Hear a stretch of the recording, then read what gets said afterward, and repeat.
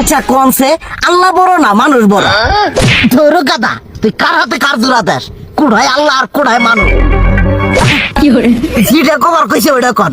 আল্লাহ বড় না মানুষ বড়? আল্লাহই তো বড়। আল্লাহ বড়, তাহলে আল্লাহর কথা না হইলে মানুষের কথা শুনেন কে? তুই কি কইতাছস? কি আর আল্লাহর কথা মানে না মানুষের কথা মানে? হ্যাঁ, কি আর মানুষের কথা শুনেন তাই না? আমনে যে ওই দিনকে ডায়াবেটিসের রোগ নিয়ে যে হাসপাতালে গেলেন, ডাক্তার আপনার কত কিছু খাবার না করলো, সব কিছু না খাই এখন চলতেছেন।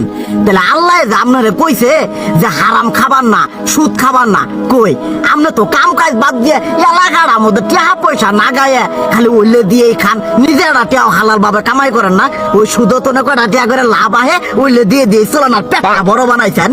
শুনেন একটা কথা কই, হারামের কোনোদিন আরাম নাই। হালাল পথে রুজি রোজগার করেন, প্রয়োজনে এড়া বেলা কম খায়েন, তাও শরীর পিণ্ডও ভালো থাকবো, কোনো রোগ বেদও হবো না, আরামও পাবেন, আল্লাহও খুশি থাকবো।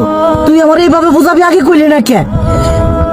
আসলে এই বিষয়টা তো আমি কখনো মাথায় এইভাবে নিইনি যে আমাদের কখনো ডাক্তার নিষেধ করলে ঠিকই আমরা নিষেধ মানি, কিন্তু উপর আল্লাহ যে কত কিছু নিষেধ করে দিয়ে সেটা মানি না। আর এই যে হারাম পথে টিয়া পয়সা কামাই করতেছেন, শরীরের মধ্যে দুনিয়া রোগ বেত হয়েছে, দেখা যাইতেছে যা টিয়া হারাম পথে কামাই করতেছেন তার তো বেশি টিয়া মনে করেন জ্বলেই যাইতেছে গা বেশি। আজকের পর থেকে আমি আর এই হারাম সুদ খামো না, আমি হালাল পথে চলবো, হালাল টাকা পয়সা ইনকাম করবো। এতে করে যদি একবেলা কমও খাইতে হয় তবুও খামো, তবু আমি আর এই হারাম পথে চলবো না। আচ্ছা ঠিক আছে।